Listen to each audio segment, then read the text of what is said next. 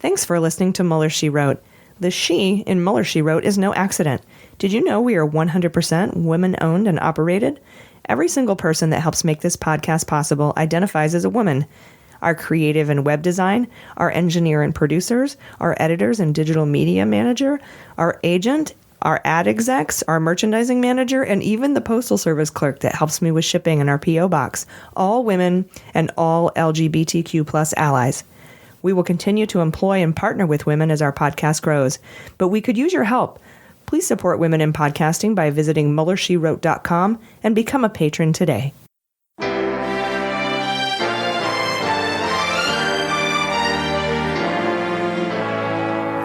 So to be clear, Mr. Trump has no financial relationships with any Russian oligarchs.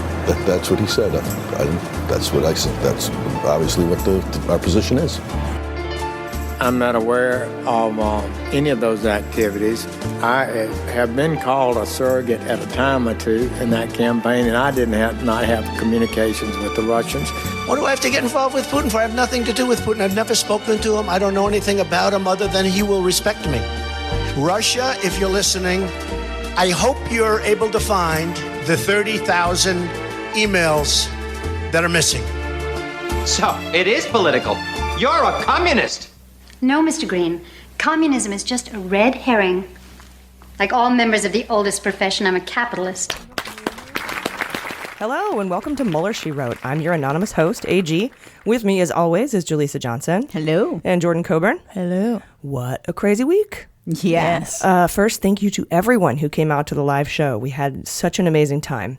Our next public appearance will be next week when we'll be walking around Comic-Con here in San Diego, and then in October at Politicon. So many cons.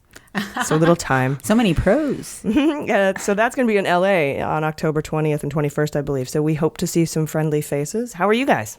I'm great. Feeling real energized from our live show. That was so fun. Insane. Wasn't it? So fun. Yeah, our fans are the best fans ever. Yeah. Sorry, everyone else. Mm-hmm. It was amazing meeting them. Mm-hmm. Favorite part by far. Yeah, that meet and greet afterwards was pretty great. Oh, yeah. Mm-hmm. Just to see, just to put faces and people with, the people we see online all the time. Mm-hmm. Yeah. We have a great show lined up. Jaleesa is going to give us an update on Broidy, her boyfriend, and Jordan is going to bring us up to speed on the NRA and their role in the Russia probe. I'm going to be talking about Michael Cohen. But before we dive into the news, I have a correction from last week. I meant to say Murkowski, not McCaskill. I had just gotten off a 17-hour travel day of an 80-hour work week, and I was delusional, and I apologize. I know it's not McCaskill. Sorry, McCaskill, if you got a bunch of calls. I'm glad you got to talk to some of your constituents. I'm sorry if they were unusually angry with you, since you're a Democrat and would not have voted for Trump's SCOTUS pick anyway. But, just in case, shoring up the support there. That was my call to action, to get them to block the SCOTUS pick. Because it makes no sense that he can pick a judge that will likely be deciding whether or not he has to honor a Mueller subpoena. Anyway, sorry if you got those calls. I also wanted to give a shout out to Bust Magazine for doing a write-up on us. Truly incredible women over there. We appreciate the support. So check out Bust Magazine at bust.com. They're doing wonderful things for women in media. Yeah, that was an awesome article. It was super, super nice of them to do that for us, and we really appreciate it. All right, you guys, we had some wins this week in the news. Ooh. So let's get into it with just the facts. Okay, so there was a ton of news last week, and it started over the weekend, which is rude. It's supposed to wait until Monday, so I can have some rest. But last Saturday, a federal judge barred evidence sharing with Putin's chef in the Mueller probe, saying there is, quote, ample cause that identifying sources in the probe could tip off Russian intelligence and other foreign services to ongoing investigations, and it could help Russia in their future efforts to interfere in our elections. Mueller filed a motion after Concord Management, that's the Russian entity, requested pretty much every single counterintelligence operation documentation from the United States going back to 1945 in 51 different categories. And one of the indicted Russians is Prigozhin, and that's Putin's chef, right? He's also a sanctioned Russian oligarch, so that's good news. He's the Emeril Lagasse of Russia. Something in the food. Bam. Makes so much sense. How do you say bam in Russian? Oh, that's how you poison everyone. Yeah, exactly. Polonium. Yeah. We also learned over the weekend that Mueller is looking into pro-Brexit rich guys and their contacts with Trump campaign operatives. And the Washington Post named Aaron Banks specifically, who met with the Russian ambassador. The Russia probe. He met with the Russian ambassador to London in August of 2016. A lot of shit went down in August of 2016. And a week later, he traveled to Mississippi to attend a fundraiser that Steve Bannon invited him to. This is the Aaron Banks guy. It's also reported that along with Aaron Banks, Mueller is looking into Nigel Farage. He's the leader of UKIP, which is the UK Independence Party. They're a prominent figure in the Brexit campaign. And 2 witnesses have said they were asked about Farage's relationship to Trump associates when they were interviewed by the Mueller probe. So, Aaron Banks sound like someone that would be broke. Aaron Banks sounds like someone who would be broke? Tyra Banks is rich. Aaron Banks. Oh. Get it? It's a little wordplay for you. Oh, I'm sorry. Oh, no, I'm sorry. It's a little early for puns, Jordan. Oh, man. Aaron Banks. I get it. I see where you're going. Sorry, okay. I'll wait till we're deeper into the episode. All right, let's just have a coffee break and then we'll discuss puns. All right. So also, Michael Flynn. Remember that guy? Oh, yeah. Yeah. He's got a hearing set for July 10th after Mueller asked for another 60-day extension on his sentencing. The judge said Flynn needed to be there for it, so we'll see how that hearing goes. My guess is it will be the prosecution explaining that they still need Flynn and they still want to be able to dangle that sentencing over him to solicit his continued cooperation. And I think the judge will probably agree. But she did call, I think it's, for in a minute order that there was going to be a hearing on the 10th and that Flynn needed to be present. So we'll see what happens. Do you know what happens if they go there and then they decide to not grant that extension? Then they wouldn't just carry on with the sentencing right then, right? They'd reconvene or maybe. Well, I think the sentencing is scheduled for. I'd have to look it up. I don't know. You know what? Honestly, I don't know. Yeah, I wonder. I don't know what happens. I doubt they would say, because this is just a hearing. It's not a sentencing hearing, but they would probably say you have to start preparing pre-sentencing now. Got it. Yeah, that and makes then there's sense. probably a bunch of shit you have to go through to do the sentencing anyway. So I'm sure that Mueller could legally buy more time somehow by filing other motions in the pre-sentencing appeal or situation or whatever. I'm not a lawyer. People think I'm a lawyer. I'm sorry, I'm not. Because of AG, the Attorney General. Yeah. I know people think I'm the AG. No. I can't tell you what it stands for, but it's not AG. We also learned that Broidy stopped making payments to Shira. So she's the Playboy playmate that Cohen negotiated a $1.6 million payoff with for an abortion and a cover-up, hush money. I think he stopped paying for her because he didn't do it. And Trump was supposed to be giving Broidy the money to pay her off and just hasn't given it to him yet. That sounds like something Trump would do. Oh, totally. And I didn't read this anywhere. This is just what I think. I think Trump was like, dude, take the fall for me. Take the fall. And he's like, okay, man, but you got to give me the money. And he's like, I will. Don't worry. I'm a man of my word. And then he just never gave him the money. So I think Broidy stopped paying. Put some beans on that if you want. That's just conjecture. I wonder if they thought they could just slowly fade into the background if they stopped paying. Like Homer in the Shrubs. Because this was never a thing. But at the end of the week, she ended up suing Broidy, and Jaleesa is going to go over that for us in detail later in the show. Oh, yeah. Mm-hmm. The Senate Intel Committee released some preliminary findings and determined in a nice bipartisan decision that the intelligence community's report about Russian interference was correct. They basically broke it down piece by piece and said, yep, we agree. And then here's the next part. Yep, we agree. So they determined that Russia did interfere in our elections. They determined that they did so on behalf of Donald Trump, and they determined that they did so to hurt and disenfranchise the Hillary campaign. They also confirmed the findings that the IC report did not say the Russians had no effect on the outcome of the election, as Trump claims. Remember when that report came out and he was like, oh, look, the Russian interference didn't have any effect on the election. I'm totally validated. Yeah. They're like, no, we never said that. And they're saying it again. No, they never said that. Yeah, he'd be the worst person to write Spark Notes books. Oh, my goodness. You're totally right. It'd just be so wrong. So basically. Did you hear that part of his speech this week when he had his rally? He said, this is the best thing. He said, I have broken more Elton John records. He seems to have a lot of records. And I, by the way, I don't have a musical instrument. I don't have a guitar or an organ. No organ. Elton has an organ. And lots of other people helping. No, we've broken a lot of records. We've broken virtually every record because, look, I only need this space. They need much more room. For basketball, for hockey, and all of the sports, they need a lot of room. We don't need it. We have people in that space. So we break all these records. Really, we do it without, like, the musical instruments. This is the only musical, the mouth. And hopefully the brain attached to the mouth, right? The brain, more important than the mouth, is the brain. The brain is much more important. Oh my God. That's our president of the United States of America. I wish we had that at the live show for the game of, is this an actual Trump quote or not? Because yeah. Well, next round, next time. Zach did a good job, though, reading that real Trump. Nobody got it right. I know. Yeah. The predictive text. Yeah. We should get together and do something for the law. That's a thing. Yeah, it's a thing. We should do a thing for the law. He just chooses to emphasize the weirdest things, like he had an organ. An organ. Yeah. Like, why that? The mouth. The mouth attached to the brain. It's very important. The brain. That is attached to the brain. I mean, I don't even know where to begin with that anatomy. Like, I'm just gonna... Technically, the mouth is attached to the brain. True. Yeah, he did get that right. Yeah. Fact so check. there is that. I mean, there's no mouth nerve, like an optic nerve or anything. Right. It's there. I'm sure it's somehow attached. Yeah.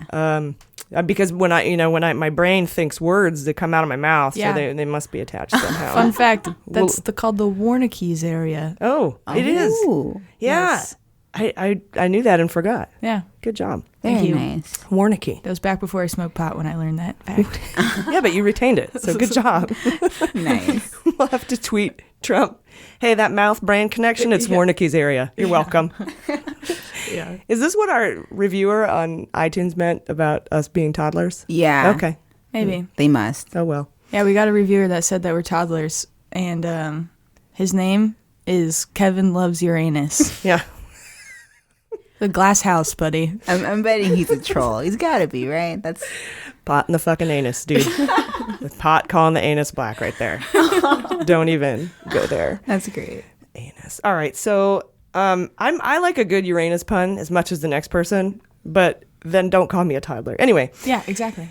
So remember last week? You guys remember last week when we reported that journalists were staking out Mueller's office, and they saw Rosenstein go in with another DOJ official.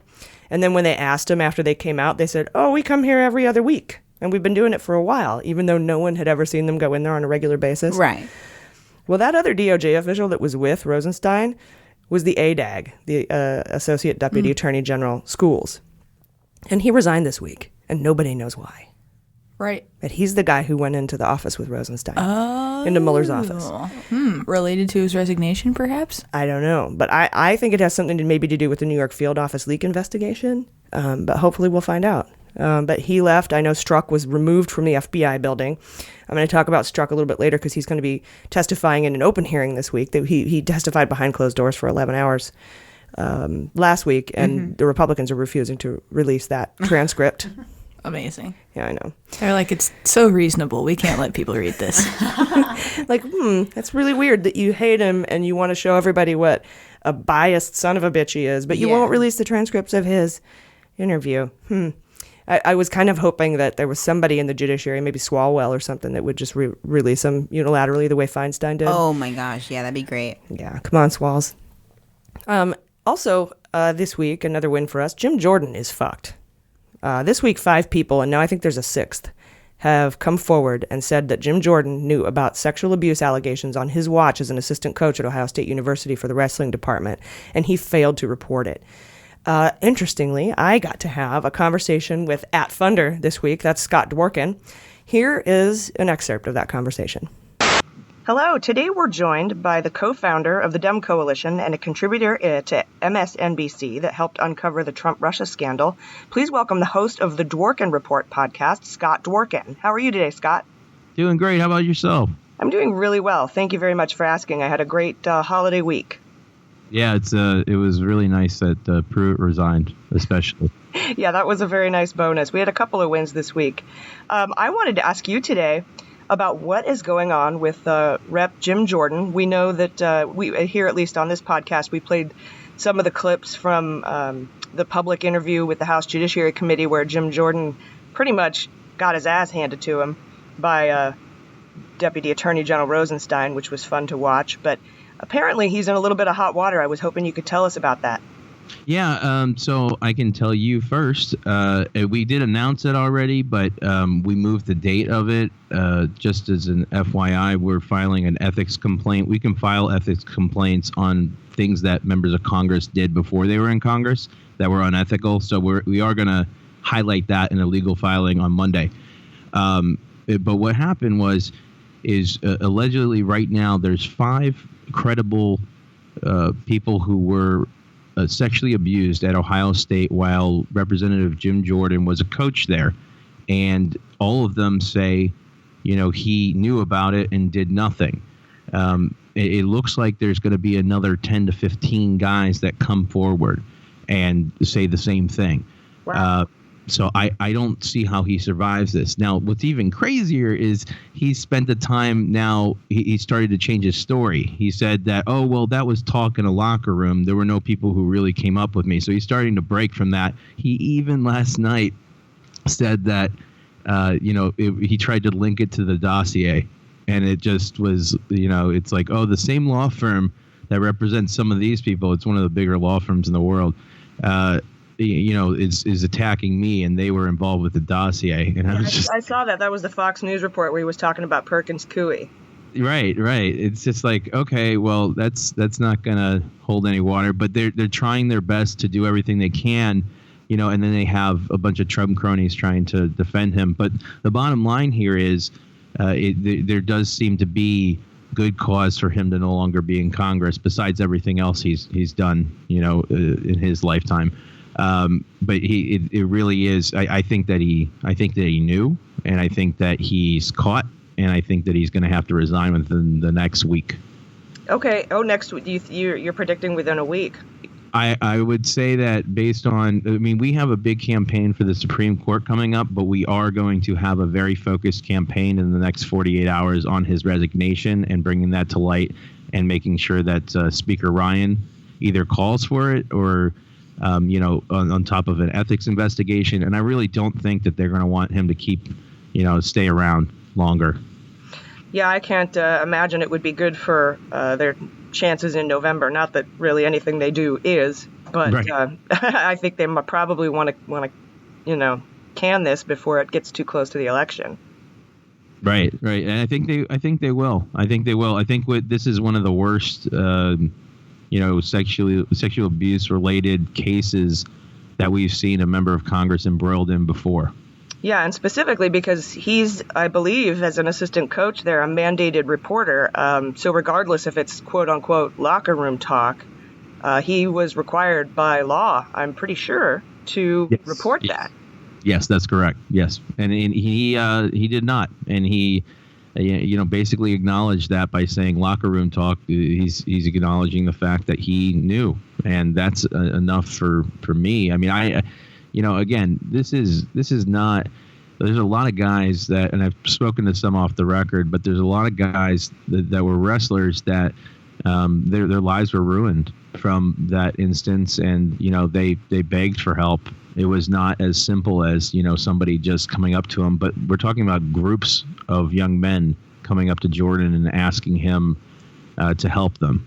And he just refused. It was more along the lines of like, well, let's see how we can, fix this internally and that sort of stuff. So the same old jargon that we hear from other universities, sort of like Paterno and others. And he should serve the same fate.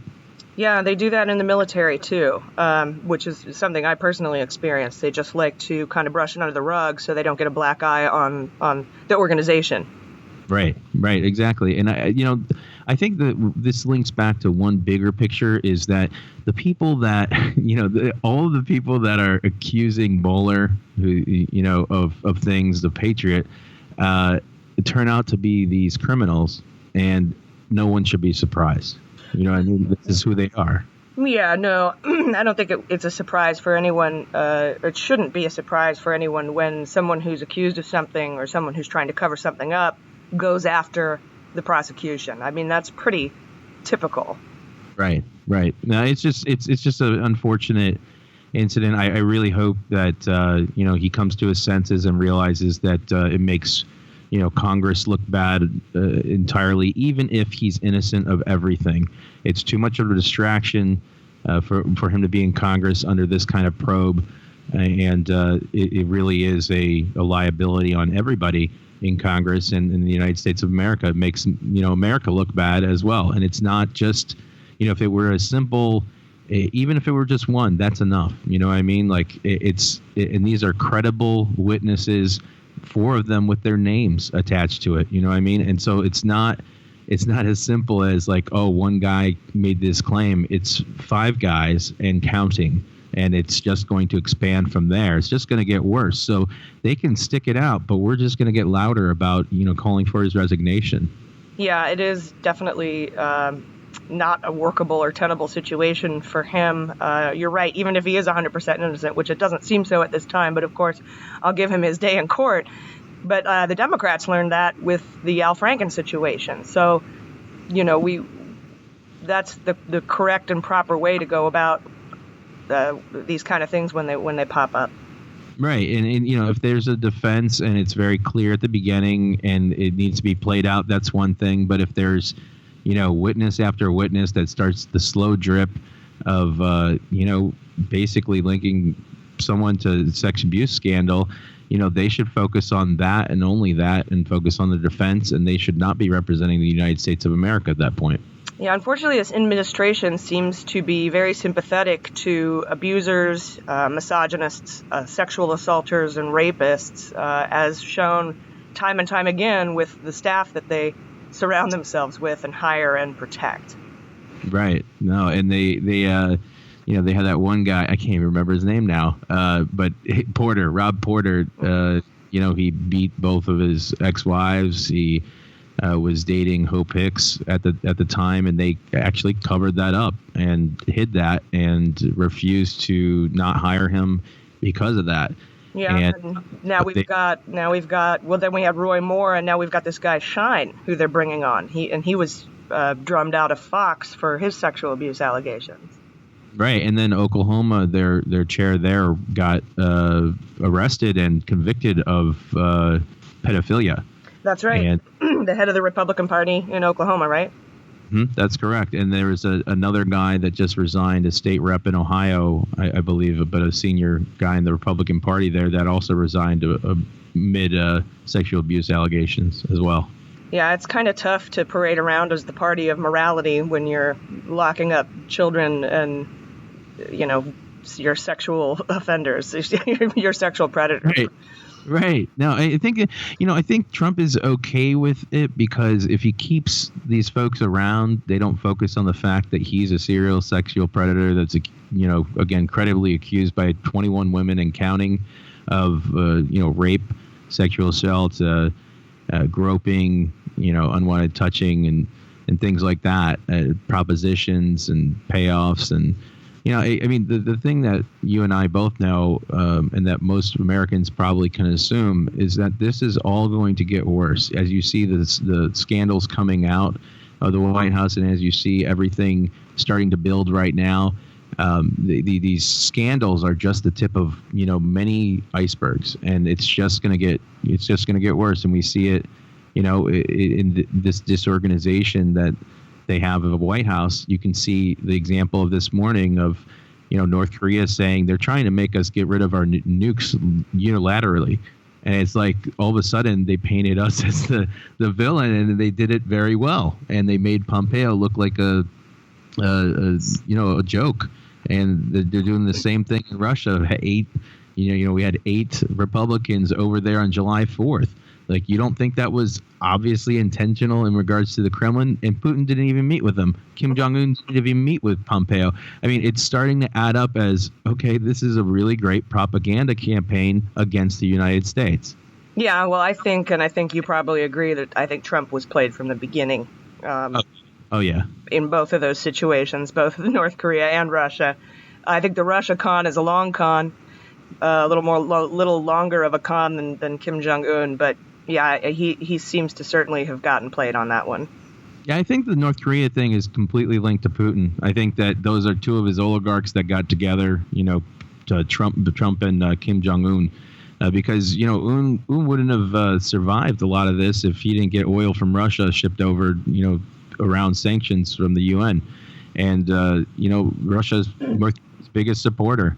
And it's this thing with Iran and Syria, and so it's kind of like this axis of evil that Trump's involved with in our World War III, which started online. So it's just going to get crazier from here. But I think that the tolerance of the American people, they're getting sick of this, especially coming with elections coming up so soon. I don't think that people are going to forget what's happening right now. Well, thank you so much for joining us, you guys. We've been talking to Scott Dworkin. Check out the Dworkin Report podcast. It's amazing. You can find it wherever you get your podcasts. He's a co-founder of the Dem Coalition, and you heard it here first. He's filing an ethics complaint against Jim Jordan. So thank you very much for your time. We really appreciated it, and have a great rest of your week. Cheers. Thanks so much. I'm a big fan of the show. Thanks so much. All right, you guys, please check out his podcast, The Dworkin Report, wherever you get your pods. He's just such a cool guy for coming on and giving us that little exclusive piece of information about him filing the ethics violation complaint. Yeah, that's great. I'm so happy that he could join us. Anyway, yeah, that's awesome. Wednesday we had a civil war. We would like to thank everyone for participating. Thanks for your service. I think it went very well. The South lost again. It's just they're 0-2 now. So they have to go home because it's a best of 2 or 3 round robin. So now they actually have to leave. It's best 2 out of 3. It's only fair. Yeah. I wonder if Alex Jones actually had to pretend like he was worried, or if he just got to kick back and enjoy his 4th of July. I'm sure he got to kick back. And I think he said, and there are people who are on the left that are friends with him, and I can't remember specifically who. Joe Rogan, that's right. He counts as left. I don't know.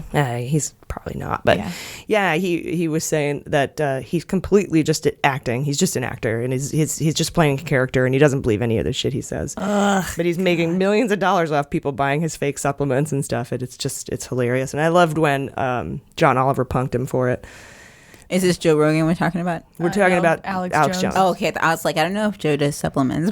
That sounded like him. Yeah, that would be something he'd do. It would, although his might actually work. Yeah, good point. I see now. We learned Thursday that Mueller has tapped prosecutors from the Department of Justice to help with the ballooning number of legal battles. It appears that he and his team of 17 prosecutors, the OG 17, are coping with a higher than expected volume of work. Because the investigation just keeps ballooning, expanding, right? And there's no way that he's going to be able to ask for any funds from Congress to hire more lawyers, right? They're never going to say yes. So he's borrowing them from the government. Good on you. Next time you're arguing with a Trump supporter online, thank them for paying Mueller's team's salaries and then ghost them. It's super fun. Oh, man, they're not going to like that. I also like to thank them for paying for transgender confirmation surgery for our active duty soldiers, men and women in the military. So thank you for paying for those with your tax dollars. We appreciate it.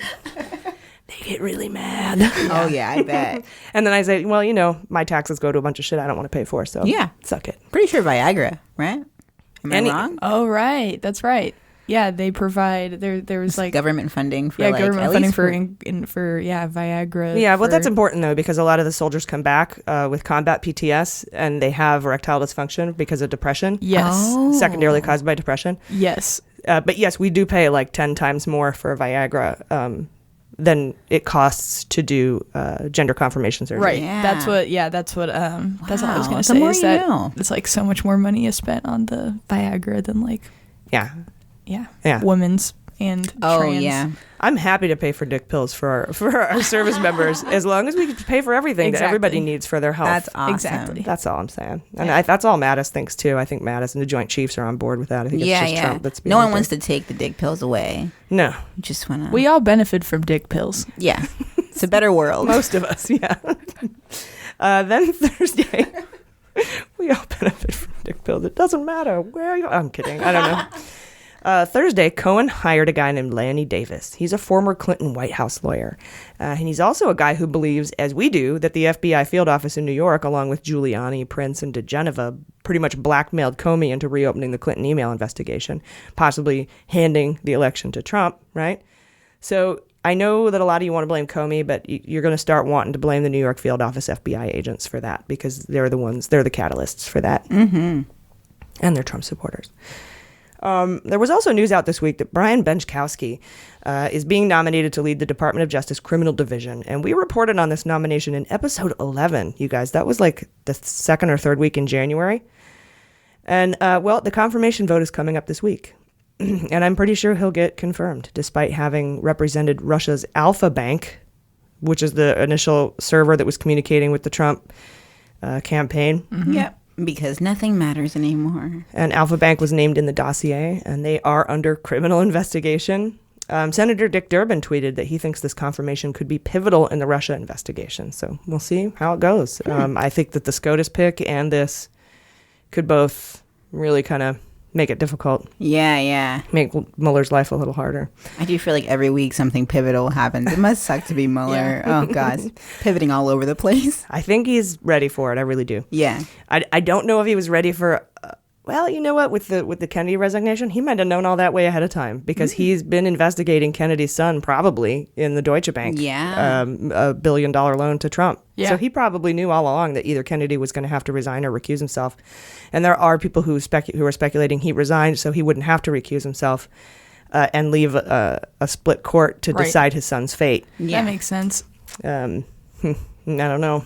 We'll see how it all shakes out. Yeah, I don't like it, and it seems like it's sort of undermining justice. I don't like it. You know, I don't like it. I don't like it. Yeah, it's like you should just recuse yourself then, and not play fucking games. Yeah, yeah, just recuse. And honestly, I think that if he picks this other Supreme Court justice, and they have to decide whether or not he has to comply with a subpoena, that person will probably have to recuse themselves anyway. Oh, good point. I don't know, maybe. Beans. Sorry. Some beans. It's been abbreviated, shortened. Beans. Then Friday. We got, this is good. This is so cool. We got another big win this week. The U.S. Attorney in D.C. dismissed all the remaining mass arrest cases from Inauguration Day protests. Yay. They'd been unable to secure any convictions, so they dismissed the remaining 38 cases that were on the docket. They were still going. Wow. That's how long shit takes, man. Damn. Yeah. Yeah, I was just agreeing. Everyone was good. Everyone fell silent. Sorry. I was agreeing. Then Friday, Manafort filed for a venue change from Alexandria to Roanoke in one of the many cases he's being, one of two. Half of his cases. He filed for a venue change because he says Alexandria is too liberal. This is the Ellis case. Remember Judge Ellis? Right. And I wouldn't be surprised if Ellis, he could grant him the change of venue, but I don't think so. But either way, I don't think it's going to make that much of a difference. It was like when he would have to prove that he is egregiously hurt by the bias in that area in order to move. Right. So, for example, when the Oklahoma City bomber was being tried, they moved it. They asked for a change of venue from Oklahoma City. Right. And they were like, okay, yeah, fair. You just bombed the shit out of that city. You're probably not going to get a fair trial there. Mm-hmm. So they moved it to Denver. He was still going to go down. The evidence against him is insane. So but in that case, yeah. If he does get the change of venue, I wouldn't worry at all. Yeah. Because first of all, he doesn't understand how building juries work. I was just going to say, you don't that's pick it not based his on job to like. But you also don't pick them based on the voting districts. They're pissed. They're pissed based on judicial districts. Right. And so people are brought into Alexandria from surrounding counties, which are pretty rural. So, I mean, he's dumb. Yeah. Yeah. And it's also like he's essentially asking if he can rule out 50% of the country as a geographical location. I bet they would all love that. Yeah. Mm-hmm. Yeah, but I guess Alexandria went for Hillary for like 70-30, and then Roanoke, where he wants to go, went for Trump like 68-32 or something like that. Right. But yeah, that's the process of picking a jury to make one that like they got it, Manafort. Mm-hmm. And it's not like the news, because he's pissed about the media leaks about his case, and it's not like it just leaked to Alexandria. The whole country got a hold of that information, dude. Yeah. I don't know where you're gonna go. Right. And it's not detrimental to your case anyway. So I don't think Ellis will grant him that. Yeah, I trust him. We'll see. Yeah, he's a little over the top, but he's come down on the right side already on several other issues. Nice. Something that did come out, though, is they will be accusing Manafort of squid pro quo when he accepted a $16 million loan from Koch. Remember Koch? Oh, yeah. In exchange for a White House job. How could I forget? That's bank fraud, guys. Oh, yeah. Hell yeah. And probably conspiracy or something. I don't know. But that is part of that case. They did make a mention that we aren't doing any Russian collusion crimes in this case, which is hilarious because that seems to me like, oh, we'll get there, just not today. Right. Yeah. That's like, why would you say that? We're not going to do the murder charges here. Yeah. There's murder charges? No, not here. Not here. Nothing to see here.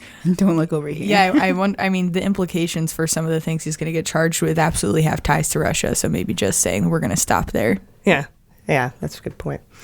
Here's the Peter Strzok story I was telling you about. He testified behind closed doors for 11 hours last week. Republicans don't want those transcripts released. Wonder why. But he will be testifying publicly this Thursday at 10 a.m. before the Oversight and Judiciary Committees. That means Jim Jordan will be there. And I think any question Jim Jordan asks should just be met with, why do you let a guy fondle kids? Just every time. Really. Why do you keep redacting information? Why'd you let a guy touch a kid's dick in front of me? Mm-hmm. Bye. Nothing can top that. Oh, podcats are playing piano. Last week they played the A Train somehow perfectly. Oh my gosh. And I don't know. Got to catch them at the right time. Yeah. I heard if you put a bunch of monkeys in a room with typewriters, eventually they'll type Shakespeare. Mm-hmm. Or a Kanye album. I don't know. It depends on which meme you're I looking want at. to point out that was Jaleesa. Jaleesa said that. That was Jaleesa. That's fair. That's fair. Okay? Yeah, no emails. They know my voice. But in case you're just tuning in. Don't need a Roseanne situation here. There you go. Yeah. Definitely don't. But that was pretty hilarious. I'm not even going to laugh at that because I am not allowed to do that. But it's not personal. It's just emails. Anyway, you guys, that's the news this week. So we'll be right back. Hi, I'm Kelly. And I'm Sophie. We're two broads talking politics. We're two Midwestern moms who love politics. We've always been Democrats, but we got more politically active after the 2016 debacle. On our episodes, we talk to activists and candidates and authors and directors of nonprofits. To help us all figure out, where do we go from here? Check us out at twobroadstalkingpolitics.com. Or anywhere podcasts are found.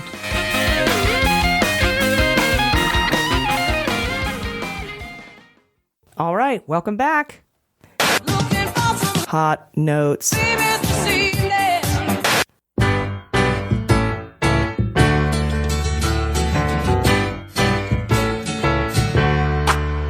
Welcome back. Today, Jordan is going to give us some good news on the NRA story we've been following for a while now, right? Oh, yeah. Since January, since Wyden started writing those letters, I think. Yep. But first, Jaleesa, what is your boy Broidy up to these days? Oh, yeah. So I read this article from The Hill called GOP Mega Donor Will Stop Hush Money Payments to Mistress by Justin Wise.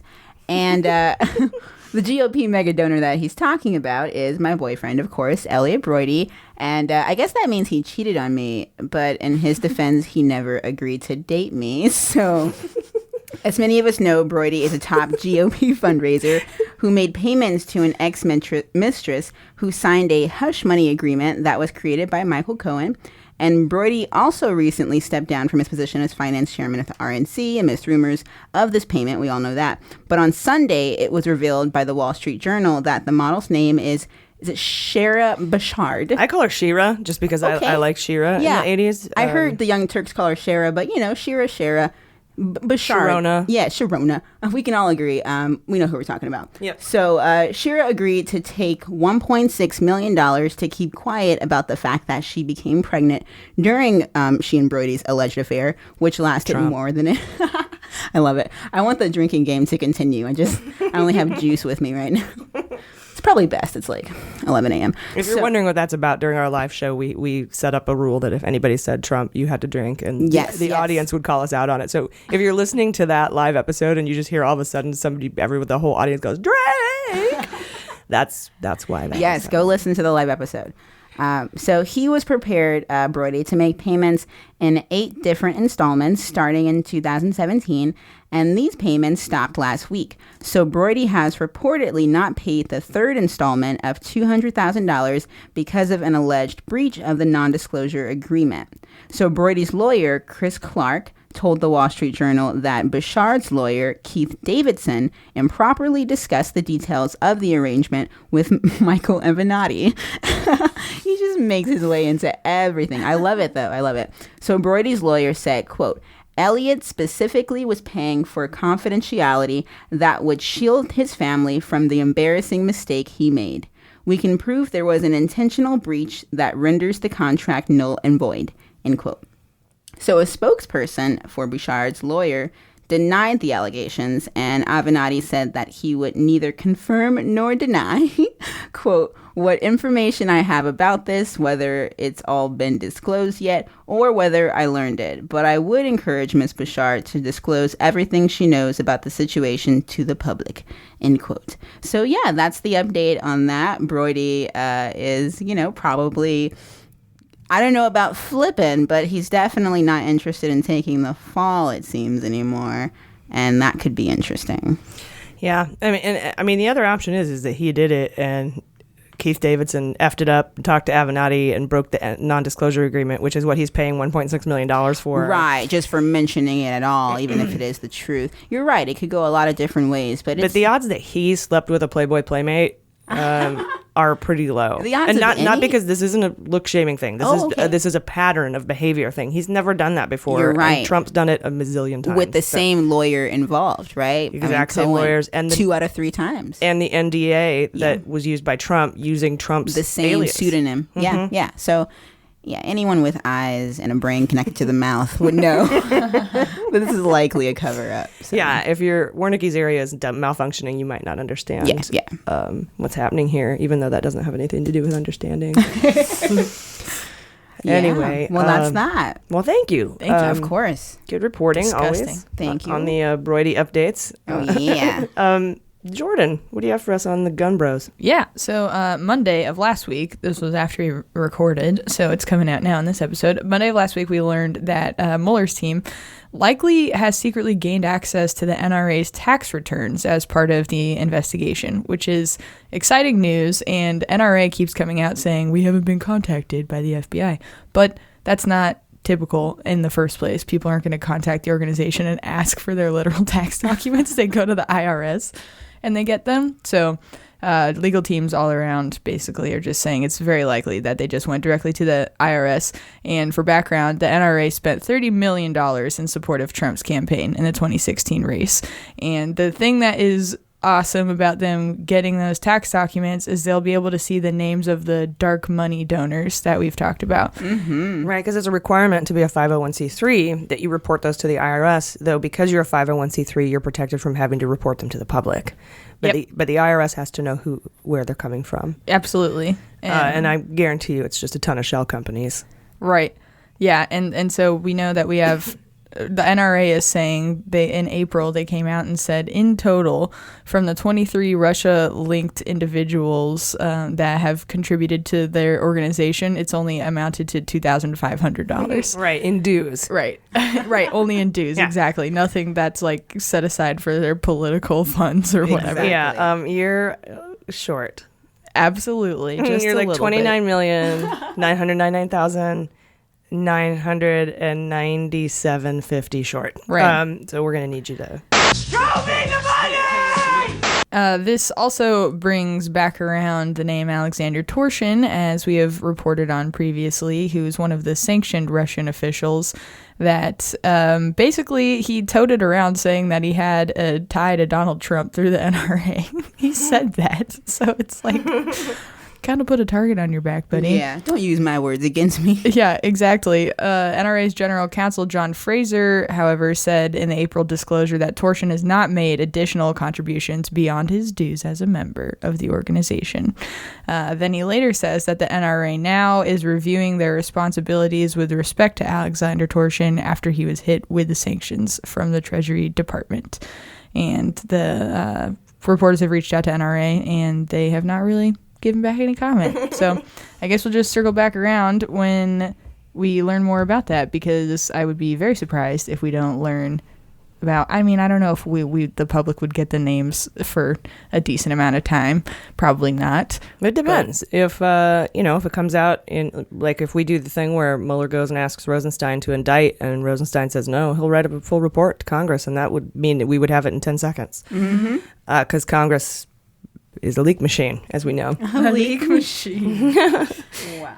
Yeah, and people from Trump's campaign have totally, been connected with the Russia NRA, group. So, like, Donald Trump Jr. had dinner over there. We have the torsion thing. We have the right to bear arms with Butina. Right to bear arms. Right to bear arms. Bear cops, unrelated, actually. Yeah, their weird affinity towards arms, even though Russia is, like, not an arms-heavy country. They're actually very anti-gun. Right. Oh. All right, well. So we'll see.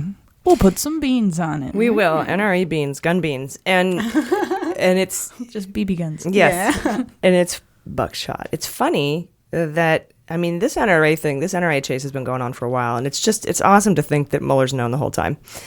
Because Wyden wrote letters back and forth with them several times, and the Treasury Department several times, trying to get the information. And they're like, no. And he doesn't have subpoena power because he's number two.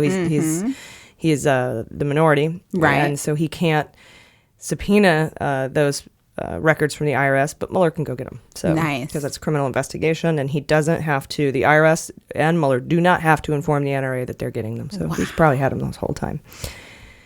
All right, you guys, that brings us to the Michael Cohen portion of our show. Informer, you know, say that I'm a snowman, I go blam. I like keep on bum down. So Monday, Cohen had an interview with George Stephanopoulos. He sat down with him for about 45 minutes. It wasn't televised, or even it wasn't even released in audio format. It was written down, okay? And when you release a transcript interview like George Stephanopoulos did for this, it's important to note what is intentionally left in the interview. There were a few questions that Cohen said he could not answer. I'm unable to answer that question at this time based on my legal advice, right? But they left those in the interview. Specifically, they asked him if Trump knew about the Trump Tower meeting before it happened, and if Trump directed Cohen to make the Stormy Daniels hush money payment. And Cohen said, I'm unable to answer those questions. And instead of leaving them out of the interview in written form, they left them in. Right. Which indicates to me that Cohen knows that information, and he's willing to share it with prosecutors. And he wanted to get that word out, whether it was to try to get Trump to pay his legal bills and pardon him, or whether it was try to just give a hint about what he knows, and that he's, reaching out saying, please make a deal with me. I know these two things. Pretty smart. Desperate, but smart. Well, yeah, and I wouldn't call him smart. I would call his new lawyer, Petrillo, the smart one. I know a lot of you think he's not going to flip. He's just signaling Trump for money to pay his bills. But I have to tell you, mentioning his family and his country again, removing Trump's name from all of his online social media bios, changing lawyers, and then cutting communications with Trump's legal team are all pretty big hints. Plus, I got to speak with a guy named David Bayerwald and his friend Hillary, who had a conversation with Cohen on the 4th of July. They ran into him twice in one night. You might have seen this conversation because it went viral on Twitter and Facebook. And here's a little bit of the call I had with them. I'll tell you that David Bayerwald is a musician, probably best known for writing Come What May, which is the theme song, the love theme for Moulin Rouge, nominated for a Golden Globe for that. So let's listen to this conversation that he had with Cohen.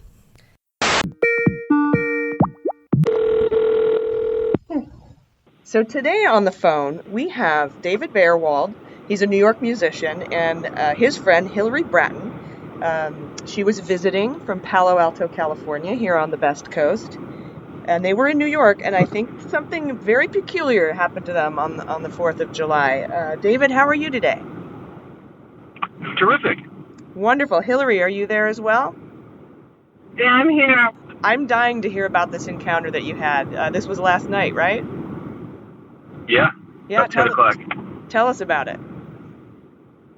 Well, it was actually two things.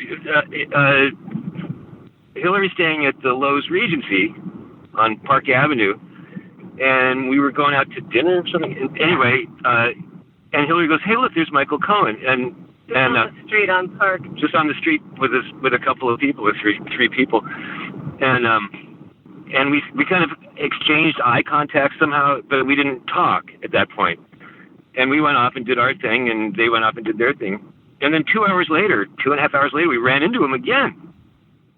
And so Hillary and I say, well, Sam will follow them. Yeah, I mean, the first, once is strange, but, whatever. Twice is like, you should do something about it. So I said, I beg your pardon. And he looked around and sort of, The streets were pretty empty. There weren't that many people on the street. So. Yeah. And he says, he looks around to make sure I'm not, an assassin or something.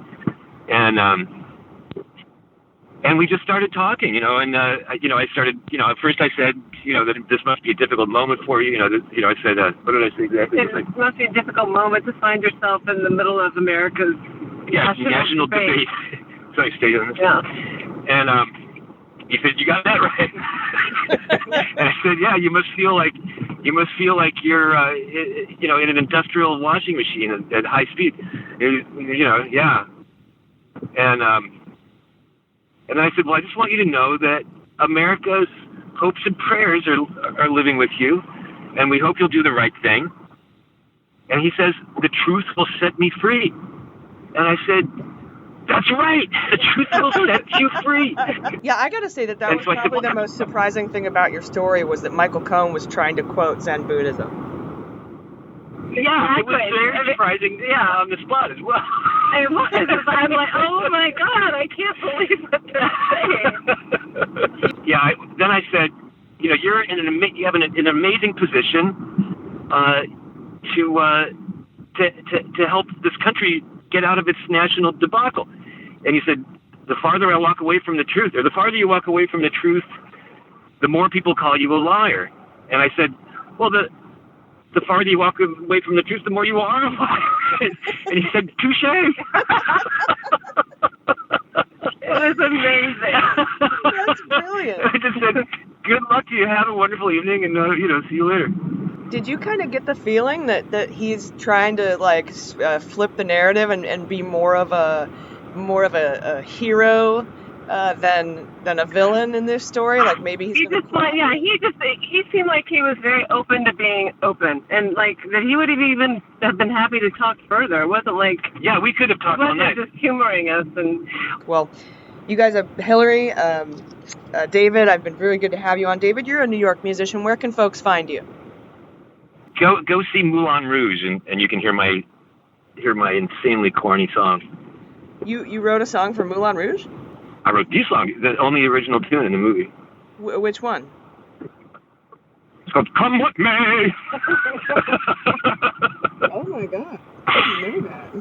Well, nice. No, I'm a distinguished schmuck. Well, that's good to know. Good to know. All right, you guys. Well, hey, I really appreciate your time. This is a fascinating story, and I'm glad that you had a chance to talk. Well, I will say this. I would like to say this. I would like to say that I felt that he was sincere. I think he's going through a kind of psychological, spiritual moment. I myself have experienced being under the spell of charismatic psychopaths, and I know how quickly it can change when when you get on the other side of that. When you're staring down the barrel of a 5-year prison sentence, yeah? Well, yeah, that at minimum, and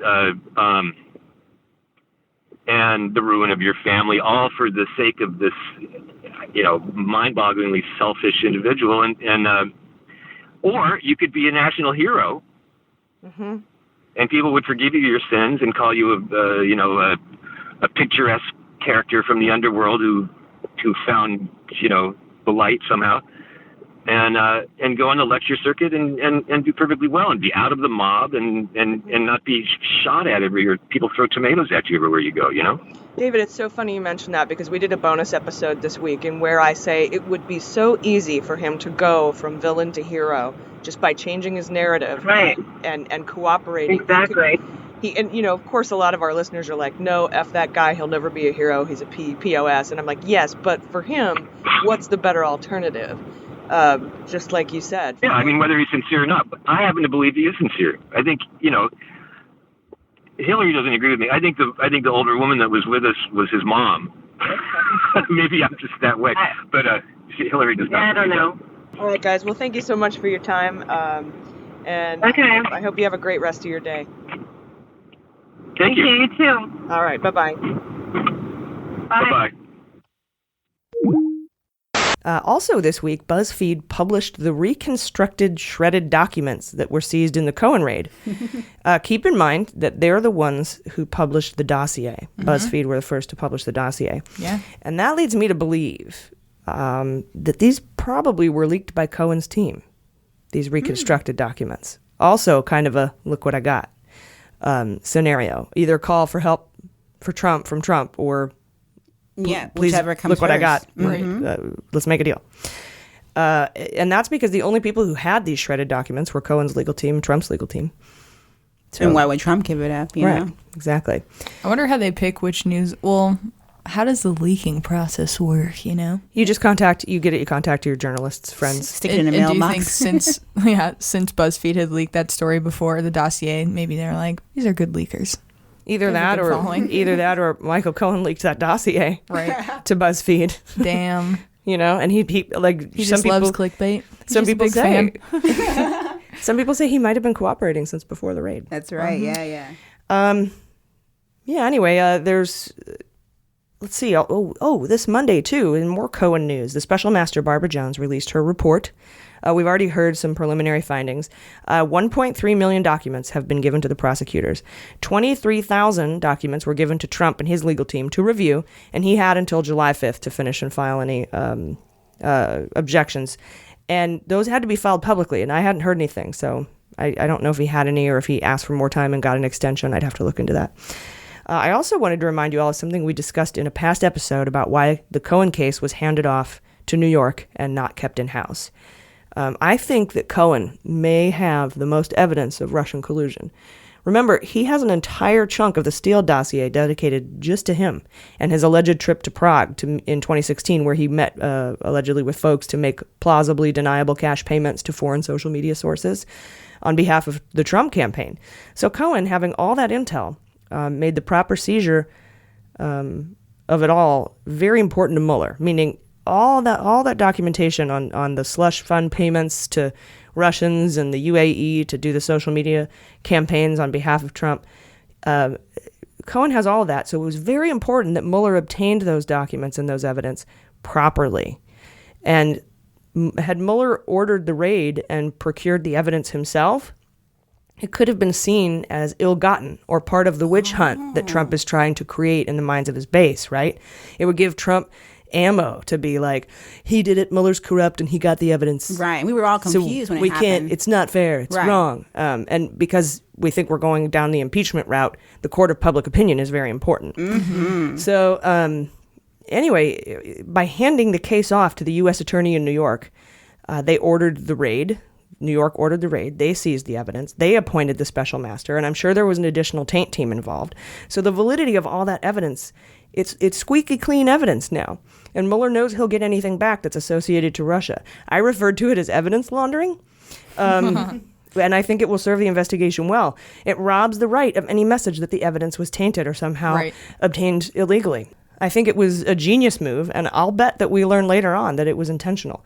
Of course, the main reason it was handed off is because Cohen lives in New York, and I assume the Department of Justice didn't want any hint of inappropriateness. So when they hand off the Stormy Daniels payment and the medallion stallion stuff, the taxi cab medallion case, it could be argued by Republicans that Mueller was out of his scope, even though he wasn't at all. Anything that comes up is in his scope. Yeah, squeaky clean is a good way to describe it. Mm-hmm. So he's hands off this. The evidence was gathered. Anything that's Russia will be handed right back to him. Very nice. Yeah. Smooth. Yeah. Clean. That's delegating. Mm-hmm. I need to get better at that. Teach me your ways, Mueller. You also need to remember that all the other evidence Cohen could possibly have. There are stories about all kinds of tapes now and compromat that the Russians might have on Trump, maybe involving underage girls. The Cohen evidence is unrelated to Russia. The Cohen evidence unrelated to Russia may be the undoing of Trump. Put some beans on it. And if you want some more discussion on the Trump underage tapes, sex parties with Epstein tapes, listen to the full Scott Dworkin interview. It's going to be a bonus episode this week. We go into that a little bit in there. So anyway, guys, we'll be right back. Hey, Mueller Junkies. Thank you so much for supporting our show and supporting women in podcasting. I need to ask you for a quick favor that will not cost you a dime. Please head over to Apple Podcasts and give us a rating, and then subscribe. That simple act goes a long way to helping us get the word out about the Mueller investigation, and more importantly, it expands our efforts to flip Congress blue in November. And don't forget, follow us on Twitter at MuellerSheWrote to be automatically entered to win a PlayStation 4. Don't ask. Thank you so much for listening. We would not be here without you. All right, are you guys ready for the Fantasy Indictment League? Yes.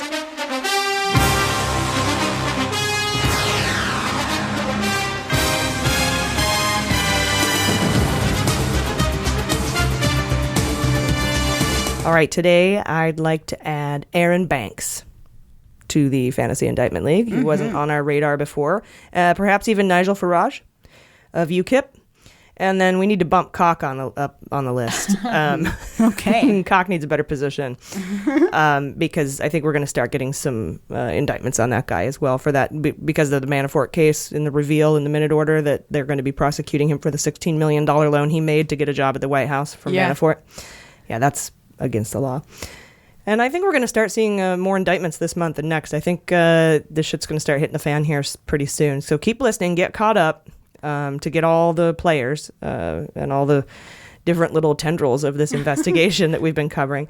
Keep listening. We'll keep you in the know when these indictments drop and where they come from and all that other stuff. Can I add a name to the, or potential names? Absolutely. The dark money donor names that we will find out with the NRA.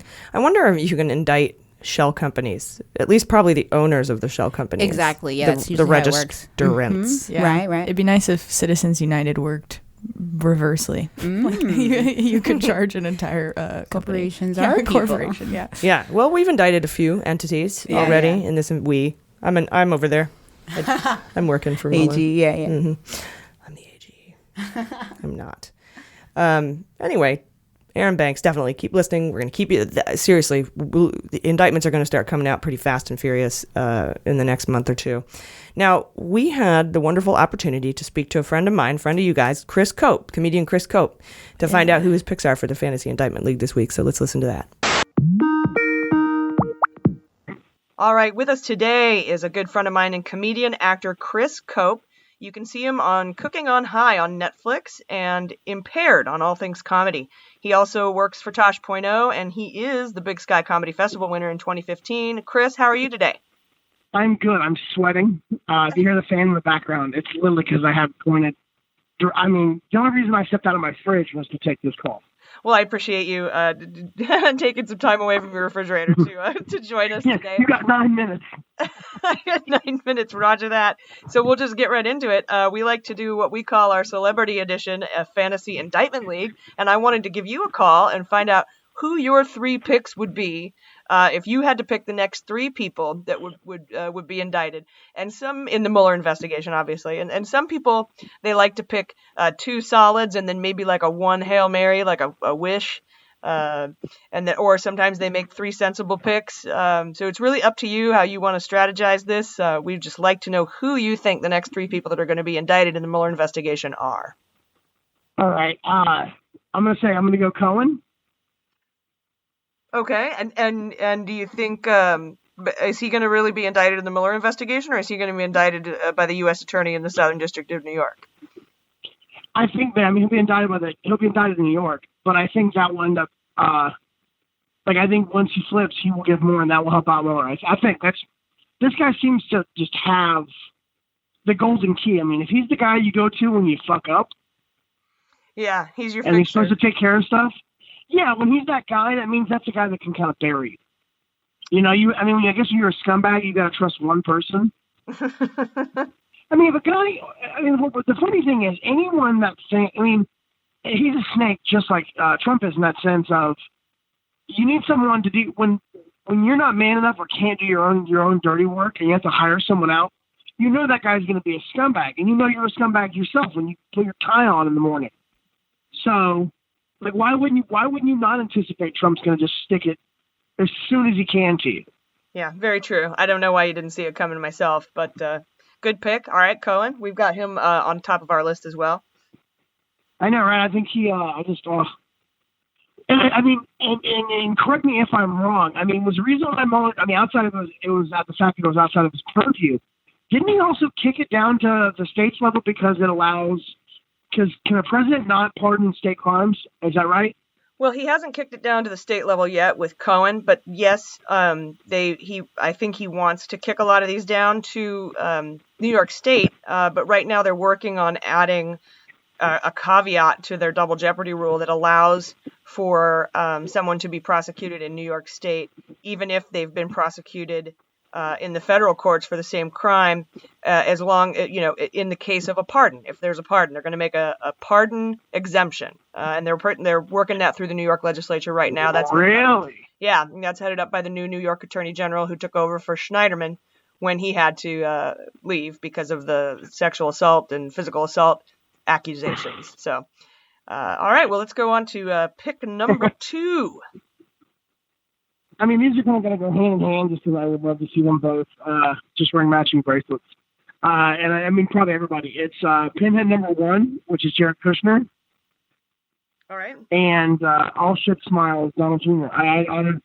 Those are my favorite. Like, I just want the people closest to Trump to start feeling the fire because I want Trump to start acting completely erratic. You know what I mean?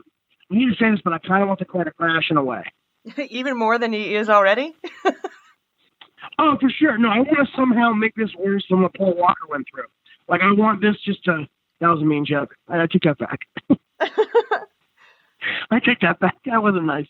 No, but I mean, I honestly think that, and this is just what I'm judging off like Trump's psyche, is I think the closer you get to his kids and his kids-in-law, he will start just doing some completely erratic and like cross the threshold type stuff where it's like, okay, this guy is literally just trying to take over at this point. You know what I mean? It's like he's just trying to completely bypass any rule of law, and we've got to act. Does that make sense?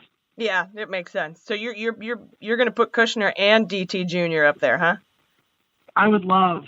I mean, I'm going to pick 2 fans. Like, those are like deeper polls. Okay. I mean, because I know we're supposed to have 1, but I want 2.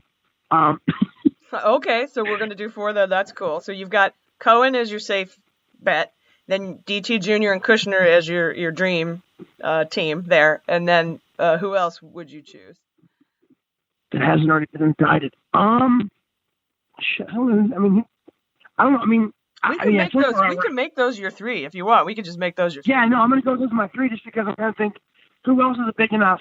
Because I feel like they've gotten enough names and they've got enough people. It's just like there's not many left in terms of to go after people of substance. Yeah, I think my personal, rather than putting, I put Kushner in there too, but rather than DT Jr. quite yet, I think that's going to roll out with all the conspiracy and crimes of collusion indictments they're going to drop maybe in the fall or August. But I think Roger Stone is probably on the block pretty soon. You think? I mean, it would have to.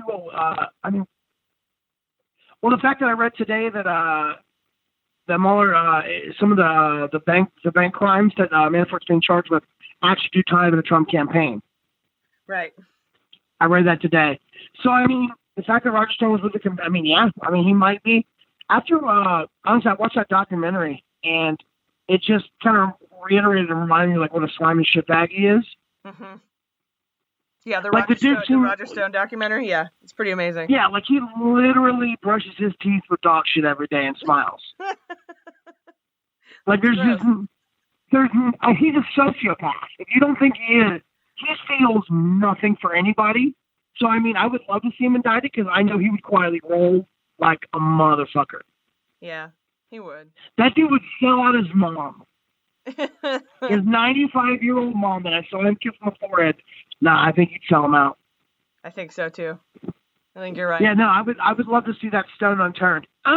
He gets it in. All right, well, hey, I really appreciate you coming on, sharing your picks with us. Again, you guys, if you haven't seen Cooking on High on Netflix, you have to check it out. Thanks for joining us, Chris Cope. You can follow him at Chris Cope Comedy on Twitter. Yeah, let's get this done, guys. Let's get on. And also make sure you're my folks. If that's not reiterated every episode, please vote. We need change. Yeah, we definitely pound that one home too. So actually, get out there and vote. Good. Flip it in November. We got to, reopen the Russian investigation in Congress and start getting some of this stuff made public. I appreciate your time today, Chris. Absolutely. Dude, thank you. I'll talk to you guys later. Hey, yeah, have a good week. Good. Bye. Bye. All right, you guys ready for sabotage? Woo. Yes.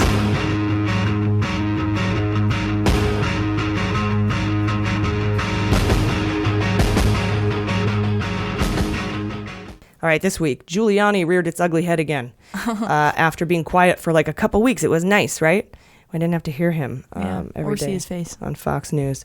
Mike Schmidt and Maggie Haberman wrote up a thing in the New York Times about the Trump team's new combative stance against the Mueller investigation.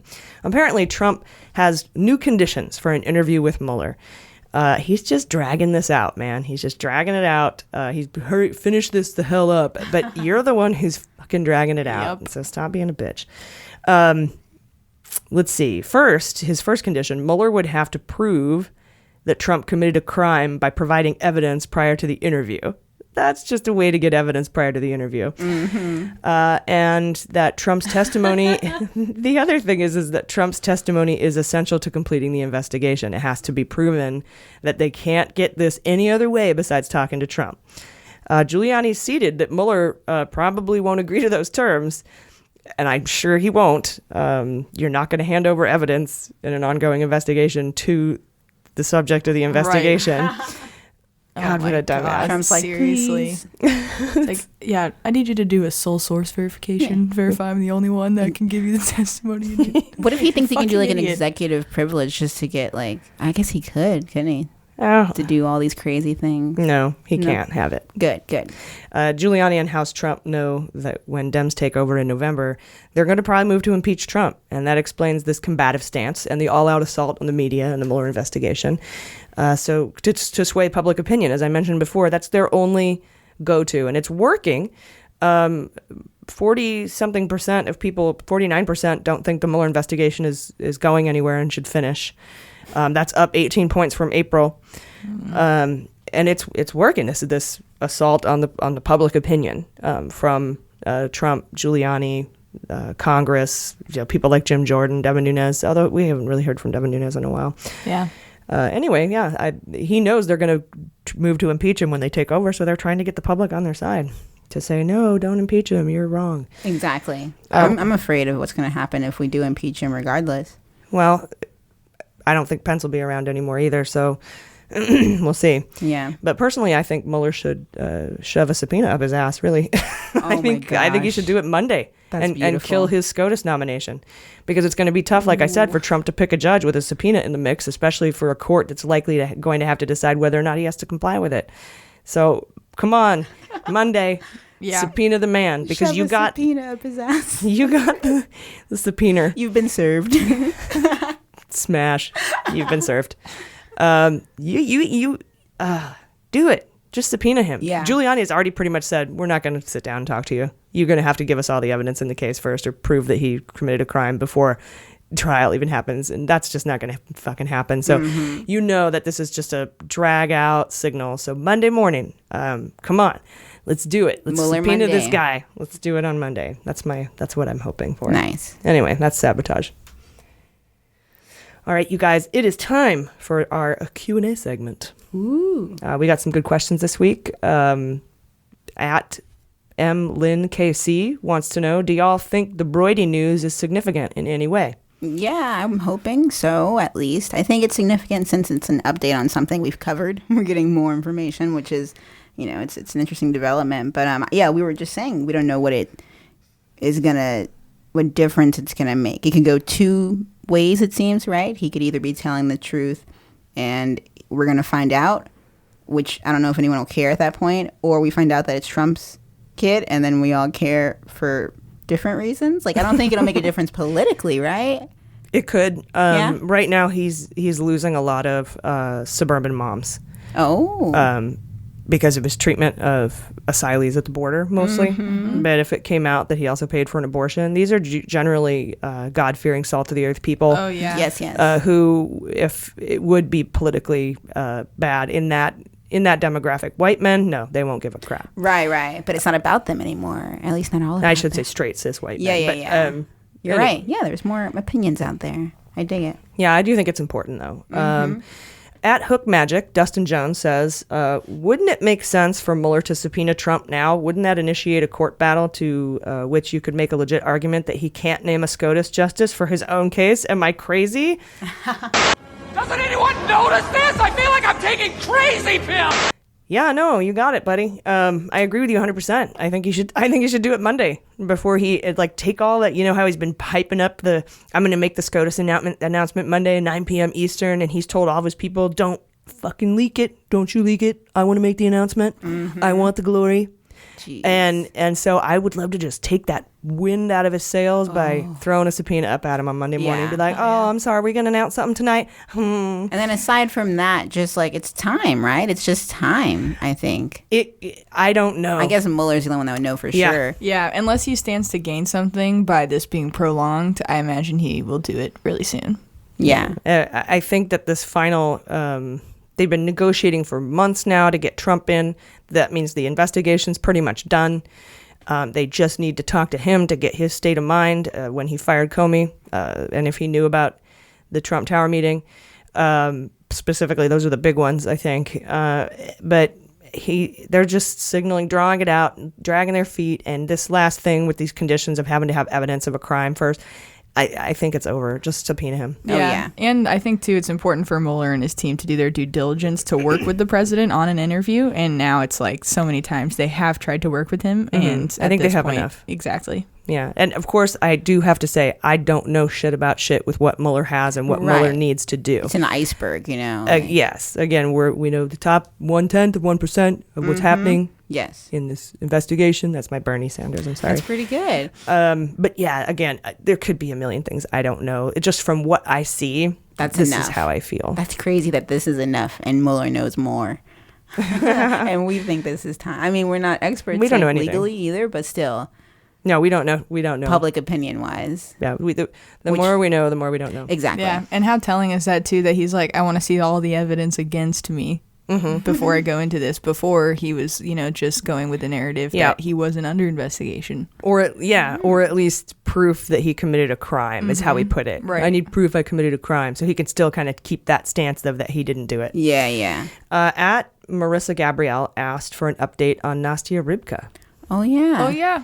So sorry. I was going to see if you could look it up. Absolutely. But if I was occasionally check in. I was just going to give a background on her real quick. She is the Russian sex worker, sex coach, who was on the yacht with Deripaska and the Prime Minister of Russia when Deripaska was downloading what he got from Kilimnik, and the Kilimnik talk that he had with Manafort when Manafort promised to give Deripaska these updates on the Trump campaign. So she got video of that. Navalny, who was Putin's opponent in this last election, released it. Navalny's been jailed, and then Nastya Rybka was jailed. They caught up with her in Thailand and put her in a Thai prison, and that was pretty much the last we'd heard. Yeah, the latest piece of news I can see is from April 17th. Headline, sex worker who claims dirt on Russian oligarch appears in court. And I haven't, nothing after that. Yeah, I think she was sentenced to 6 years or something. Wow. And we haven't heard anything back about that. Oh, so I don't know if she's been deported to Russia. I don't know if she's alive. I don't know if Mueller has her in a safe house. I don't know. I have no idea. Unfortunately, we just haven't heard anything. Yeah, that is really crazy. Yeah, maximum 10-year sentence. They're thinking around for 7. visa issues. That was what they ended up charging her on. I think so. That's a good question. She was working past her visa. Exactly what they got her. She was sex coaching past her visa. I mean, when they want to target you, they'll get you for whatever they can. You know, of course. Yeah, absolutely. Russian bot 453127758 at Jen of Snarf asked what Cohen's papers say. Are they just dinner receipts or a stack of love letters to Putin? As I alluded to earlier, I'm pretty sure that there's tapes in there of him talking to Trump. As Avenatti has told us, he's heard one of them. I think that a lot of the BuzzFeed got a lot of the reconstructed documents. You can go check them out on their website. And then I think a lot of it is a lot of his business dealings with the tax cap shit, obviously. But there's going to be his slush fund documents in there and what payments he made to whom and his travel information is going to be in his phones. And they're going to be able to find out where he was, who he talked to, who he gave money to, and who he took money from. And that is going to be really, really important. And I think that that's why he's just, this whole big flip thing is such a big deal. Mm-hmm.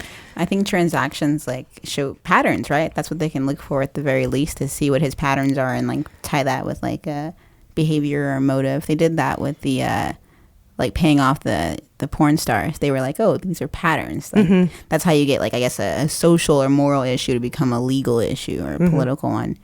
Smart. Yeah, or just direct fucking evidence that they paid Russia to. If we're lucky, yeah. For the you know, just like I did it, like confessional. deniable cash payments. To Russians in the UAE and Israel to you know, interfere in the election. I wonder if it'll be that easy. You think Mueller's just like, it can't be this easy? Like, it can't. I think it can. We think about who we're dealing with. Good point. Jim Van Ostrand says, all effective dictators have the military in their back pocket. How is Trump's relationship with the military leadership? Do you think they think he's a clown, or would they follow his orders even if he went over the edge? My feeling is the Joint Chiefs think he's an idiot. Kelly, we already know, thinks he's an idiot. Tillerson thinks he's a fucking moron. But Tillerson isn't military. But all these guys just think he's an idiot. And they don't thought, like when he tweeted about banning transgender troops from joining the military, Mattis and the Joint Chiefs are like, get the GTFO, dude. No, we're not doing that. It's going to cost too much money. It doesn't do anything for military readiness. In fact, it hurts us. We've done studies. Shut up.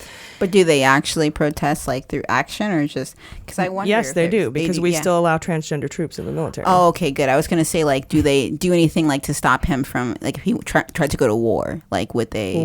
We'll see. Yeah. They couldn't stop him from talking to North Korea, and that just fell apart today. I don't know if you saw that news. Because what can they do? They still have an oath to like their position, right? There's a lot they have done. Like I said, they haven't listened to his tweets about certain things. We're not going to do that. They do their own weird little protesting. Yeah, they do what they can. I have a friend who's in the military, and he's thinking about just going into private contracting instead of staying. Yeah, I have a friend who worked for a private security contractor in the Middle East. You get paid a lot more. You get a lot more. You get better gear. Yeah, right. Because the budget right now, it's like, especially for the Marines, there's been so many stories of planes literally just them not even making it to their training operations because they're dying on like planes crashing in the middle of America. It's like really crazy. Yeah, or you're supposed to have these steel plates bolted to the bottom of your Jeeps so that IEDs don't get you, or flak jackets or whatever, and they're short. So it's crazy. Yeah, it's crazy. Isn't it crazy? It's all going to private industry. It's being stolen by the Republicans. Exactly. It's like so much we think of military funding as, having some of the highest in the world, and then it's that these things but they short them to keep the money. Exactly. It's bad. Damn. Natalie Nope asked if McConnell or his wife's family is benefiting directly from Trump's tariffs, and how one could find out if they're invested in Trump or Kushner properties. I don't know. I haven't heard anything along these lines. I can pretty much guarantee you that anybody who's worth over $1 million is benefiting from these tariffs, especially if they're in steel or aluminum. It's the consumers that suffer from trade tariffs. So it's definitely not the rich. Otherwise, he wouldn't be doing it. He's benefiting from it as well. And as far as invested in Trump or Kushner properties, I suppose that's something that once we flip to Congress and Maxine Waters is in charge of fiscal oversight, she can subpoena his bank records and find out. Is that your fantasy, or you think it's actually going to happen? I think we'll flip to Congress. Like, you think she'll be in charge of that? Is that her? She automatically becomes in charge of it. Oh, snap. Yeah. That's going to be a nice... It'll be fun. She can get Trump's taxes, too. It'd be great. Wow. Although I'm sure Mueller already has them, but then we can see him. Exactly. You guys, it's so important to vote this November. We can get all the information we need. We can take over the Russia investigation. We can fucking fix this shit. We can get all the corruption. At Reading Kendra asked what happened to the 30-plus high-ranking officials and staff members. We haven't heard a tweet or a peep from people like Hope Hicks. Where are they? Could be gagged. Could be cooperating. That would be my guess. Could be smart, where usually your lawyers will tell you, just don't talk about this investigation and don't tweet about it, and they are listening, whereas Trump does not. So you might be having taking your cues from how Trump acts. Don't, because he breaks all the rules. Exactly. Kimberly Phillips wanted us to explain why the Mueller investigation is so important to our democracy beyond Trump being a bad hombre. Well, there's so much I could say about why the why this investigation is so important to our democracy. First of all, it's a massive test of our rule of law and our checks and balances and our judicial system in the country. If you try to think about why Watergate was important, that the concept that nobody is above the law, going all the way back to Robert Jackson, who I think is Rod Rosenstein's hero and one of Comey's heroes too, is that no one is above the law. And if we allow that to happen, we slide into dictatorship pretty fast from there. And that's why that's the main reason. This is so hugely important that we respect and maintain the rule of law in this country, and that it works. Because if it doesn't, we're lost, I think. Yeah. Well said, yeah. Yeah, I think also this is a moment where the intelligence community has been attacked and undermined constantly, and for them to be resilient and to reestablish, quote unquote, their legitimacy with the American people is so important for the foundation of our democracy. Do we fill the reservoir of trust? Yes, exactly. We must refill the reservoir of trust. Exactly. Thank you. That's based on a mistake from a past episode. You're welcome. At the Deep Magic wants to know if we're going to have any kind of meetup at Comic-Con. I'm working on it. I think we're getting press passes, and I'm going to try to do some stuff. Like I might set up the gear in a hotel room and just have rotating folks coming through. I don't know. We might go on the floor and interview people. I don't know. It's interesting and odd to me that Mueller is pop culture. Yeah. It's just true. And is it Comic-Con pop culture, though? No. I don't know. I don't know. We're the other category, but I've seen him there. I don't know. So I'm trying to figure out a way to make this work, because Comic-Con's been something that I've been going to for years. I love the organization. I think that they're one of the most great, awesome philanthropic groups of people in the world, and I love it when my downtown is taken over by Comic-Con, because it's beautiful. It's so fun. All the bro dudes get the fuck out and leave, and Yeah. they're all like, we're not gonna. The gas lamp is taken over by nerds, and I am so much more comfortable around them. I was gonna say, the episode you had with making Star Wars, we could do something with Star Wars fans. We could do something like about Mueller being a Jedi. The rebellion. Yeah, seeing what superheroes think of the investigation. Well, I definitely want to see about getting Jason and Amanda back on the show. Yeah. And I've been lobbying Patton Oswalt pretty hard. Oh, snap. We know his feelings on this administration and in general, and I know he goes to Comic-Con every year. I've seen his show every year at Comic-Con. But I'm Patton, if you're listening, you should come be on the pod. That's what I'm saying. We would love to have your voice is one of the most important voices in this investigation in this political age. I think right. And maybe it's just because I'm biased because I am a comedian, but I think comedians are the saviors of our free speech. Yeah, and the protectors of it. And I think that your voice is one of those that's very important to it. So, guys, you get any? Yeah, I hope that someone dresses up as an epic Robert Mueller. That's what I'm hoping. Mueller cosplay? Yes. Oh, we should be Mueller's angels. Ooh. We got to do something. Oh, my goodness. We'll see. At Clint Jenkins 85 wants to know what it would take for Trump to lose hardcore supporters. We get this question all the time. If all the compromat Trump tapes come out, would he lose supporters? He says, I'm not sure Mueller is enough. I think if there were a tape of Trump having sexual relations with an underage girl, I think he would lose. I think that would be the end of it. I think he'd lose maybe 20 to 30% of his women supporters if it came out that he did pay for that abortion. Yeah. Other than that, like you said, he could shoot somebody in the middle of Fifth Avenue and it wouldn't matter. Right. I wonder, I'm sorry, go ahead. I was just going to say that I wonder if I even agree with that, just because I feel like I want to believe that, but also they've pushed us so far from where we started, from what our standards were of what he can get away with, that I think it's just wishful thinking. I feel like we almost don't even need to lose his base, right? It's like, yeah, we could fantasize about it, but we don't need to lose them. If the rest of us would just vote. Yeah, we just need to vote and we need to impeach him, and I think that's it. Yeah. They can still exist. We can coexist with maggots and, like whatever. I do think kid fucking is a line, though. I do think it's a line. That is how a Democrat won a seat exactly. in Alabama. I was going to say, that's the whole thing that makes me wonder if it would even matter to the base, because they almost voted for that guy. Yeah, but they lost. They lost, but it was too close for me. But for a Democrat, too close is a win in that in that area. Yeah, he's like a millennial, no less. Mm-hmm. A millennial, Connor Lamb, right? Yeah. And I think too, it's also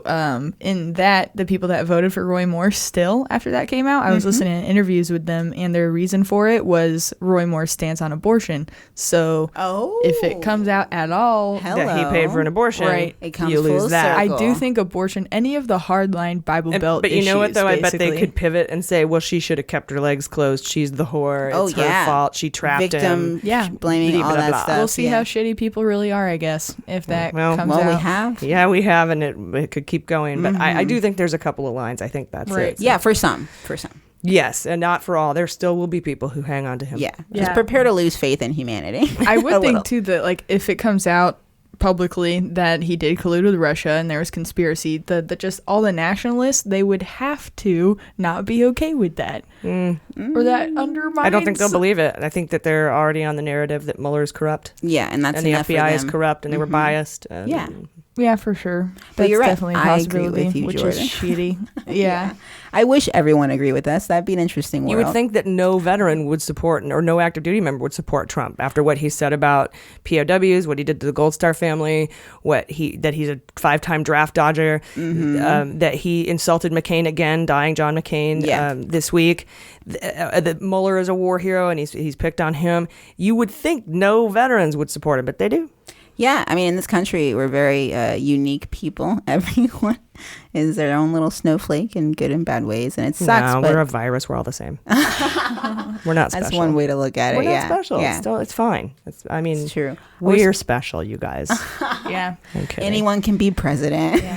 I once heard a theory that global warming is actually just the Earth inflicting its own fever against all of us. Yeah. There's an old George Carlin theme that we're a virus. We've invaded the planet. Yeah. And if you were the planet, how would you get rid of a virus? Well, they seem to be sweating it out. They seem to be susceptible to viruses. Maybe if we made a virus that made them reluctant to procreate. And so AIDS was the way that the Earth was healing itself. Oh. Right. I imagine. So that's an old George Carlin bit. Yeah. It was totally Reagan. Oh, man. That is crazy. I mean, I love these scientific conspiracy theories. They're interesting. Yeah. Yeah, no, it's not. It's not anything like that. But yeah. Or what did you say? Fever, climate change. Yeah, more like philosophical and environmental philosophy kind of thing. Yeah, just for the sure. notion It's of very nihilistic. correcting itself. Yeah, it's very cynical and very nihilistic. I think that's hashtag No Lives Matter. Jaleesa is what that is. Yes, it is. Yeah. I think it's hashtag Earth Matters. Yeah, no. Okay. That's like the let famine happen people. Yeah, right? Jesus Christ. I'm not saying I want to be here for it. I'm pro-choice, but come on. All right, at Big Politics Nerd wants to know who we think Trump will be most surprised to learn has been secretly cooperating all along. Barron. She's saying Sessions or Bannon. You know who I think. Cohen? Nope. Who's the mole, you guys? Oh, Priebus. Priebus. You think he'd be surprised? I think he'd be he totally listens surprised. To She Wrote, though. Well, yeah. You know, Trump late at night listens and he just hates himself. No.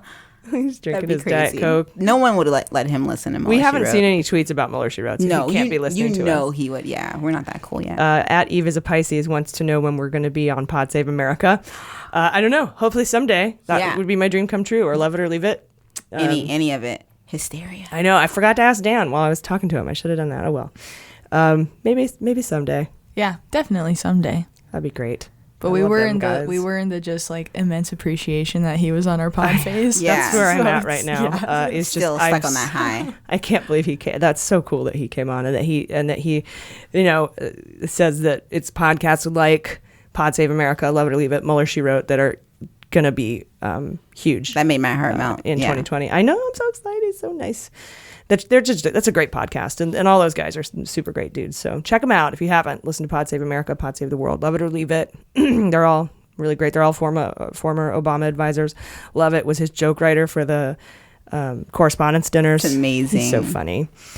Jessica Lee Harper says, quote, in regards to the scope of Mueller's investigation, what legal charges is Trump facing at this point, assuming he's indicted? I don't think he's going to be indicted. I think he'll be subpoenaed, and I think he'll lose, and then I think a report will be written up. But I'm not sure he'll be indicted until after he leaves. But he could be facing crimes of collusion. He could be facing conspiracy, bank fraud, tax fraud, lying. Everything Paul had, right? Everything Manafort is facing. Whatever crimes of collusion looks like. It's what the DOJ called it. So I'm just going with their language. And then probably assault. I think there's going to be proof. Assault on American values? Or, assault on underage women. Oh, geez, that would be the one to really shock. I think it would shake the world. It wouldn't shock the world, but it would, like, even in the people that would still support him, it would truly show their colors in a way that, like, if people are this, like, weird now about Trump supporters, I wonder how much worse it can get. Like, how uglier people can seem, you know, like the things they can put up with. The longer they support Trump, the uglier they get. Yeah, and how we put up with that. Like, at what point, because it's already getting really tense. We're not letting people eat. You know, we're like shooing them out of restaurants. This is kind of like the boycott era. But that's okay. It is okay. I'm for it. But I'm just wondering, like, I don't want to be a pessimist and assume that, you know, we're joking about civil war, but, like, would it be political? There's not enough of them. There's not enough of them to win. And then also, I don't think we're violent of a political body. Like you mentioned, you joked in the live show, a civility war. Yeah. It'll be like a real big shouting match. No, and I think that's one of the things that, and I know that Scott Dworkin was talking about how when that woman, the teacher, went up to Pruitt in the restaurant with her kid on her hip and said, look, this is what I think, and my kid likes clean air, my kid likes clean water, and I think you should resign immediately. It's disgraceful what you're doing. You're supposed to be protecting the environment. That's why it's called the Environmental Protection Agency. She was very professional, very polite. Yeah. And then that's it. And that's how we do things, right? And I loved what Okumo said after she climbed the Statue of Liberty. She said, Michelle Obama said, if they go low, we go high. Well, I went as high as I could go. I thought that was a really great line. Incredible. Yeah, this is this kind of stuff that I'm down with. If you want to call it a war on values, like, yeah, this is the kind of, like, peaceful protest. Yeah. And she was Congolese. She was from the area close to some of the countries that Trump called shithole countries. Yeah. So it's a movement. It is. Yeah.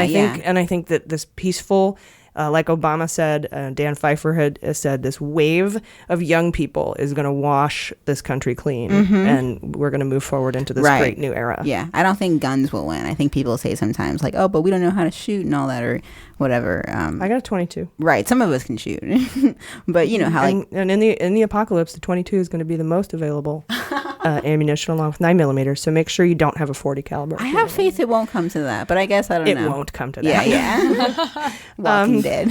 At SoulStealer25 asked if we think Mueller is waiting for the perfect time to indict Trump and how much longer we think the investigation will continue.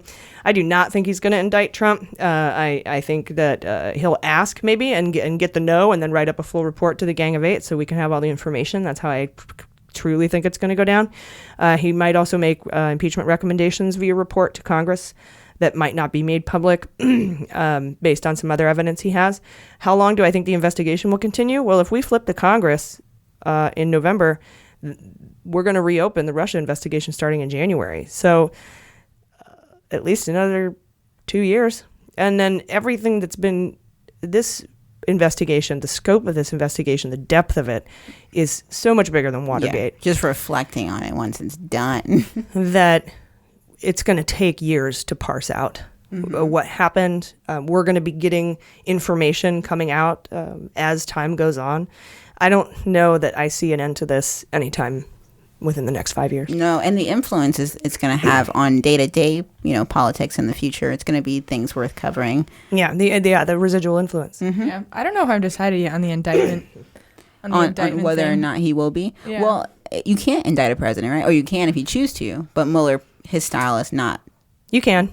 Right. But he likely would just write the report is what you're thinking, right? Well, I think he'll ask for the indictment because he knows he'll get a no, and that would trigger a report to Congress. Right. That's what I think is going to happen. Okay, but ideally he would want to, just to get it over with, just to get the... To indict him? Yeah. No, there's a DOJ policy that says you can't indict a sitting president. And Okay. Mueller is a straight arrow. So it's just a move, You can indict a sitting president if the attorney general, who is recused right now, so the deputy attorney general says, go ahead and indict him. Right. I'm in charge of these policies at the Department of Defense.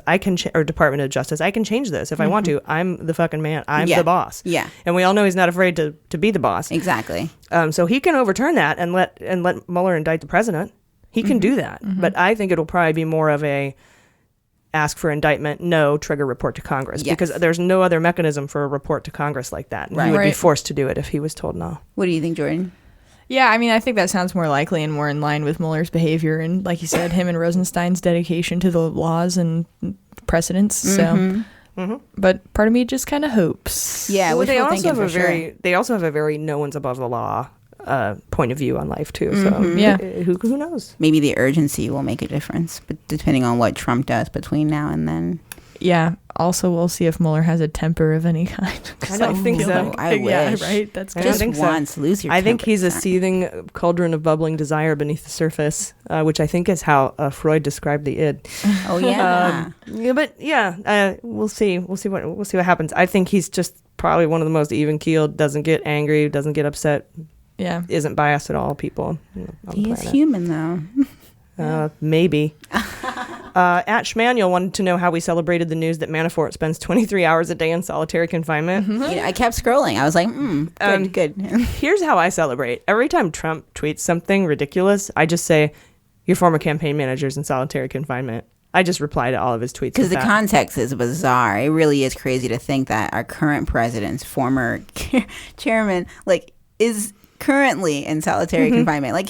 The term is still happening. It's crazy. I encourage you all to just go on to Donald Trump's tweets and just let him know. Just remind him. Yeah. Never let him forget for a moment. Your campaign manager is in solitary confinement. Just that should be a response to every tweet. Go do it. Can you? I mean, we can play the game. Could you imagine if Obama did this with so many things, but this one? There's so many. Yeah, you're right. El Morena Barbu asks if Mueller proves there was if Mueller proves there was collusion with the campaign, including Agent Orange, what does that mean for the presidency? I'm not sure if you mean the office of the presidency or the guy who's occupying it. It's really bad for him if proof comes out, which I'm sure it will, that there was collusion and that he knew about it. Cohen knows that he knew about the Trump Tower meeting, and that's proof enough right there. And but the office of the presidency itself, I think, has been damaged pretty significantly, and it's going to take a series of great presidents to fix that and restore it to its former glory and the respect it deserves, and things like that. Yeah, we have to prove this is a fluke to the rest of the world, that it won't happen again for at least a long time, and I can't even promise that to myself. I can't wait to see what London does with Brexit? He's visiting there, and they're going to be floating a 40-foot Trump baby balloon over Parliament for his visit. I thought it was already happening. That's just the promotion. There's going to be anti-Trump marches. It's going to be great. I'm excited to see. Yeah, Mueller, She Wrote fans, take pictures out there. Yeah, definitely. And hit us up at Mueller, She Wrote on Twitter. I want to see that. Guys, thank you so much for listening. A special thanks to our patrons this week. You make this show possible. And thanks to everyone who came out to our live show July 3rd. You guys are truly amazing. Join us next week. Our guests will be one of my comedic heroes, Greg Proops, and the liberal redneck, Trey Crowder, is going to join us. So I'm cool. super excited about that. You guys, I've been AG. I've been Jaleesa Johnson. I've been Jordan Coburn. And this is Mueller, She Wrote.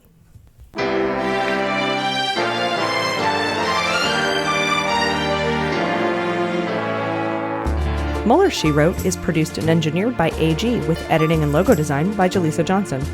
Market consulting by Amanda Reeder at Unicorn Creative. Our digital media director and subscriber managers are Jordan Coburn and Sarah Hirschberger Valencia. Our partners are fastgrass.org and joysteaspoon.com.